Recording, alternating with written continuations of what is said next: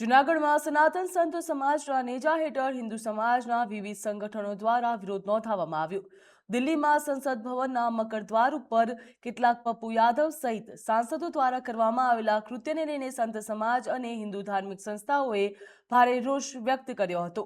Collector કચેરીએ પહોંચીને રાષ્ટ્રપતિને સંબોધિત આવેદનપત્ર આપ્યું હતું અને સાંસદો સામે કડક કાર્યવાહી કરવામાં આવે તેવી માંગ પણ ઉઠી છે। કડક કાર્યવાહી કરવાની માંગ સાથે સંત સમાજની લાગણી અને આસ્થાનું રક્ષણ કરવામાં આવે તેવી અપીલ પણ તેમના દ્વારા કરવામાં આવી છે।